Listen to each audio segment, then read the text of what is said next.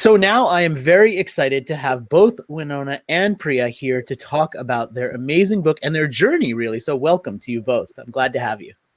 Thank you for having us. We're excited. Yeah, me too. In fact, I was thinking about how I was going to start this conversation. And I think probably the best place is just to hear from the both of you in your own words about the journey that you took, because I think it's such a fascinating story to even get to the point where you then launched your book. So take us back to the beginning of that decision to defer college for a year and to go on the journey that you went on. Yeah. This journey started all the way back in sophomore year of high school. We were sophomores at Princeton High School in New Jersey. We were 15 years old. And for you, when you say all the way, like how long ago was that all the way? Well, it was like 6 years, I think. Okay. All right. Okay. Yeah, we're currently juniors in college. Gotcha. Yep. But all the way back when we were 15. back when you were young, right? Yeah, when we were just kids. But yeah, that year was the first year that we ever heard a teacher talk about race at school, which kind of launched us on a whole path of thinking. I think, there were two sites of resistance, I think, that we realized early on. One being schools, the kind of subject matter of Choose, our nonprofit, and much of what we've done since then, schools as a site of change and liberation and education, and a place where changes are sorely needed. And then the other side of resistance was friendship, right? It was the two of us realizing that among our friends, among our teachers, among our parents, communities, there was so little discourse about our racial reality. And for the two of us, in that context, it was like to suddenly have a friend. We had gym class together, chemistry class together, history class together. Have a friend who would talk with us about this thing, right, that we didn't understand was a really huge deal. So and even just talking about it is sometimes challenging for people, right? Yeah, that's what the conversation between the two of us was hard. We kind of like looked at each other and we were like, can we share our experiences? Will she understand? And then it kind of went from us figuring out how to begin asking questions about thinking about our own racial identity, how race structured everything in our school community, to expanding beyond just the two of us. So we started talking to peers. We went to our local town area and we're just tapping people on the shoulder, strangers, which might sound odd, but at this point it was like, we couldn't find conversations about race anywhere, not in our classrooms, not in our textbooks. And when you tapped them on the shoulder, like what would you say? Well, like what would you ask them? Like, hey, do you have a story about race that you want to share with us? And there's something also about the two of us being young people. When we started this, we were 15, right? Like having backpacks, we're Asian American, and so perceived as like naive and innocent, right? So people were willing to open up to us more easily. And also, I think a lot of people, even if they'd start off saying like, racism isn't a thing, it's not really real. It just after a few minutes, there would be memories that popped up from all the way starting from birth to people then like sitting down on the side of the road with us or on a bench and spending like 3 hours, with strangers. Wow. Like very intimate and personal stories. So the timeline of what we've done up till now is we realized that there was something that could be leveraged in terms of using these very powerful personal real stories and bringing them into the classroom, because if we ever do talk about race, it's like slavery happened X years ago, segregation, Martin Luther King, we're good now, right? So if you hear your neighbor or your classmate, even your teacher being like, actually, this happened to me yesterday, and this is how it totally shapes my entire life, there's power in that. And we ended up pairing those personal stories to systematic research too. So we piloted a textbook. We got funding, wrote like a 224-page textbook using that story stat model after the pilot session, and then fundraised to travel to all 50 states, where we did the same thing all throughout the country. Couch surfing, the two of us, Winona said friendship was something we had to explore, right? And those stories and research and our own personal journey during our gap year during 50 states, that's what's featured in Tell Me Who You Are.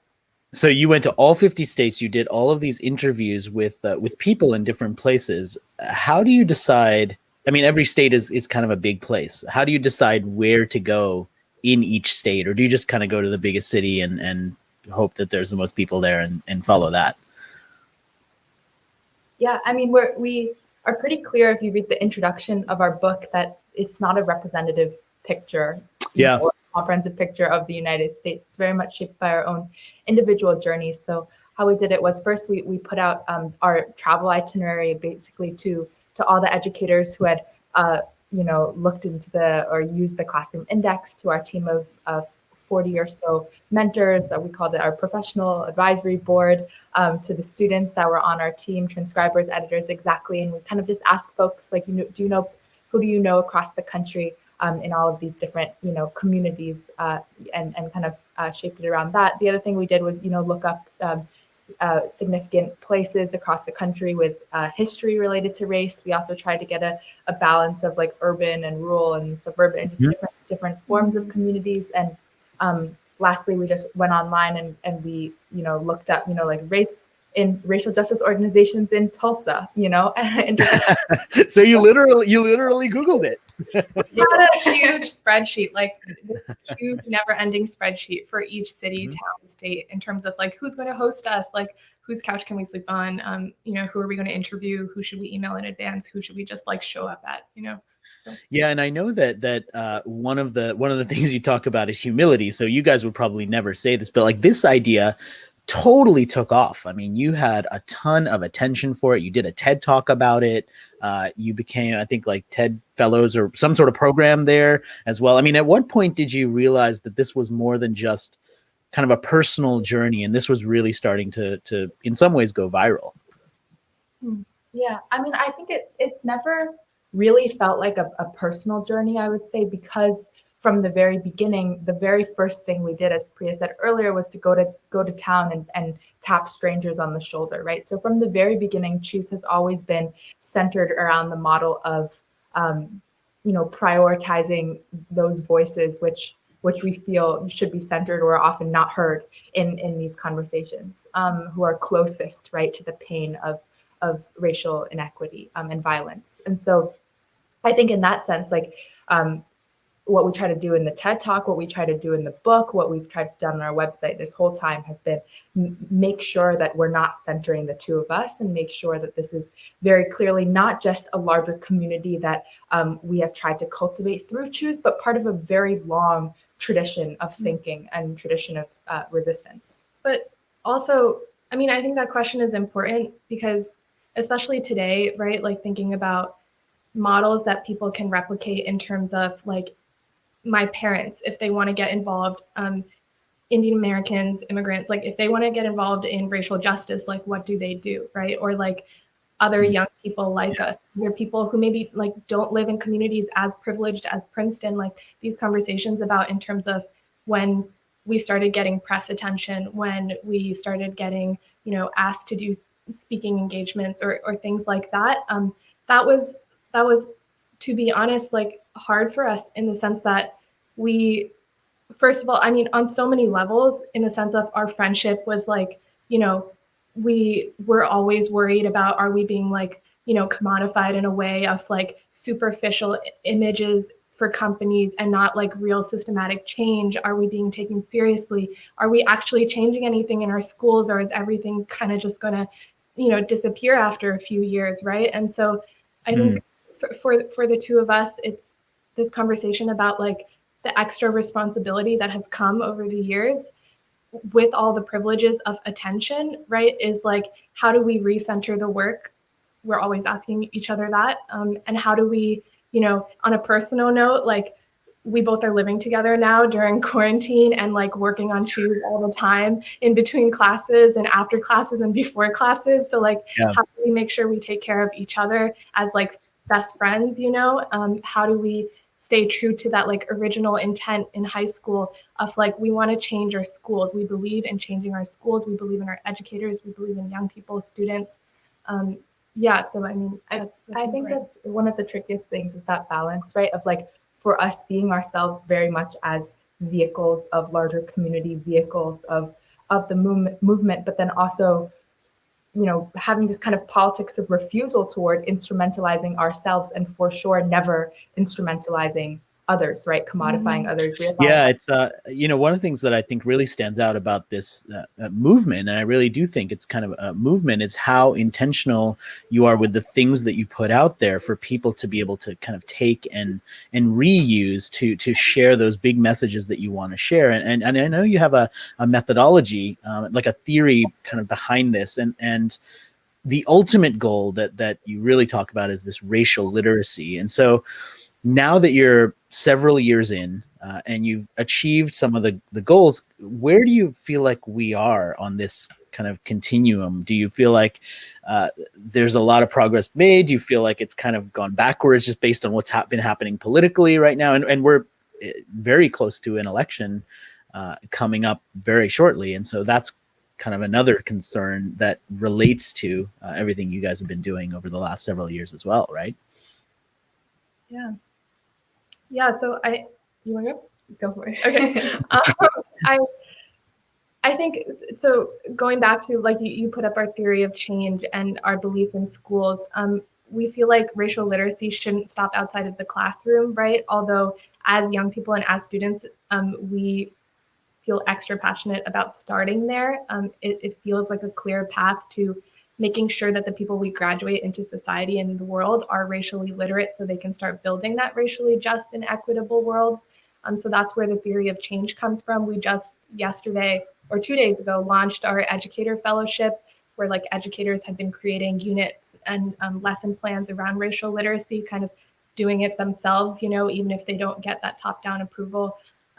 So we're always in touch with that work, but I think as a nonprofit, and even if you look at Tell Me Who You Are, these people are, everyone, you know, has been a student at some point, but these people are not just students, educators, they're like cooks, you know, they're artists, they're on the board. There was a spice hunter, a self-described spice hunter, like graphic designer. I want to be that. That sounds like an awesome thing to be. It is, yeah. I mean, we met just all of these people who, even companies, right? Like who are like tech companies, leveraging their unique skills and talents and passions for social justice in a way in which we like, our biggest hopes and dreams is that like everybody takes that kind of initiative, you know, beyond just students, beyond just putting responsibility on students and educators. So yeah, it starts with schools for us, and a lot of our work is focused there. But some of the most exciting stuff is to see how people are getting creative and refusing that narrative of like the solo icon, the sole models of like protests and sit-ins, which are necessary, but not the only ways in which you can get involved, you know? To that question. Yeah, I was just wondering, as you've seen this progress and as you've been working on this with so many other people getting involved, what surprised you about how this has sort of been taken on by many people, or how people have gotten involved? Is there anything that you kind of look at now and you say, wow, we didn't expect that? I don't know if we were necessarily surprised at this because we had experienced it ourselves, but just this idea that we use the terms race and even racial literacy all the time, right? But very few people can very clearly define, you know, what racial literacy is, right? And to your previous question about, you know, where are we currently in terms of racial literacy as a nation and world, I think it starts there, right, with first defining. And how do you define it? How do you guys define it? I think for us, we, you know, racial literacy, definitely not something we invented, right? Definitely something that we're constantly learning, in particular from Black and Black feminist intellectuals and thinkers. And so to answer that question, I think maybe just citing the work of three people that we admire. First is Dr. Howard Stevenson, who has done a lot of work around racial literacy and talks about it as this idea of reading and he has a book where he goes into depth, but reading and recasting racially stressful situations, right? So in situations that demand, a discourse and consciousness toward race, what do you do, right? Dr. Ruha Benjamin, who also who teaches at Princeton University down the street, talks about it as a historical and sociological toolkit to understand how we've gotten here, how we could have been, how it could have been, and how it still can be, right? So history and sociology as something that impacts, everything, every field, including marketing. The stuff you spend your time on, and thirdly, Dr. Bettina Love, who has a really great book we like about the concept of abolitionist teaching, and I think part of the premise that she proposes that we think about very often is that schools are fundamentally violent spaces, right? The systems that fail Black and Brown children and children of color, are fundamentally violent, and the legacies of violence. And so starting from that premise, I think, is, to your question, surprising for many that when we talk about something like race and racial literacy, it fundamentally involves something of a magnitude and seriousness as violence. Yeah, I think, so much of the way that we learn about interacting with other races is based on those personal experiences. And one of the most interesting insights, I think, from knowing your story and reading the book and kind of following that path is that you found a gap in your knowledge and you decided to go and fill it yourself. And now you've created this movement to help educators and schools primarily, like you said, the focus, it starts there, to fill that gap for young people and for educators who are sort of educating the next generation. I wonder, most of the watchers of this show are not in school currently. Most of them don't work in schools right now, but that doesn't mean they don't have anything to learn. And one of the big things that I advocate for all the time is get outside of your perspective, read things that you don't agree with, and really become a lifelong learner. I wonder if you could give people a little bit of insight into how they could use the tool. If they're not in school, how could they use some of the things that you've put out, some of the tools, some of the materials, some of the things that you have shared, aside from obviously going and buying the book, which I think they should totally do. What else could they do as adults who are in the workplace, who are in corporations, to support this movement that you guys have been creating and promoting? I think so. I think to that question and the question of, what is racial literacy? I think this model that we've thought about, talked about in our first TED Talk for racial literacy, this idea of bridging the heart-mind gap that Priya talked about earlier, pairing, personal stories to a systematic context, is a model that can also be brought to the audience of this show, can be brought to any space. And I think that is primarily, a way of thinking about the question of how do we talk about race, that is relevant anywhere. So just to dive into that very briefly a little more, it's just this idea that so often when we talk about race, right, it's on this level of, anecdote, or sentiment, as Dr. Benjamin talks about. And that kind of looks like, this person who is a person of color had this experience, or like, I heard this happens to people, in this way that can be really important in terms of sharing, personal stories and making sure we approach this topic with this type of, compassion and deep centering of of human lives and humanity. But then also has the risk of losing out on this systematic context, right? That can be explained through sociology, through history, through statistics, through all of these things. And so I think, when in companies, when people talk about, implicit bias training, and people talk about, sharing your stories, I think the heart-mind model is useful to remember that all has to be placed within a larger systematic framework to say that we have to understand the systems of how race operates in this country and in the world to truly have a deep and rigorous understanding of racial literacy. That's fantastic. I mean, I just want to say, I know we're getting close to hitting our time together, because we have literally squeezed this interview in between your classes, which I am so thankful for. And I want to make sure and keep us to that, because I don't want to be responsible for making you late. I wonder if we could close with maybe just sort of one thing, I mean, we're talking right now. It's a couple of weeks until the U.S. election, which is a flashpoint politically, but it's not necessarily going to change culture overnight. I mean, our culture is still going to be around us, and it's still going to be an evolving thing.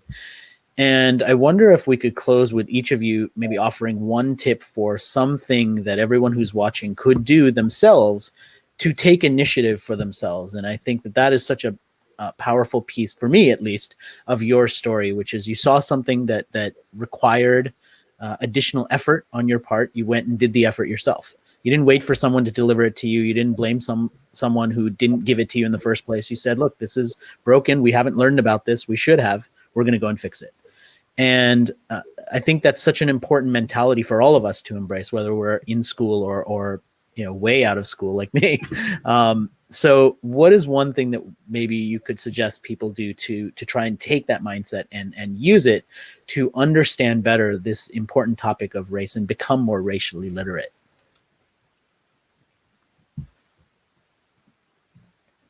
I think to start, something that has changed the way we operate in terms of our own sense of agency. This is the first time we can vote for the presidential election, right? We both just turned 21. Before then, we didn't have kind of sponsored, state or even within the school power, right? Just as young people. And I think for people even who are older, who maybe feel stuck in like the systems that we live in or don't see a path forward, I think something that changed for us is when we were traveling to all 50 states and we went to places like Alabama.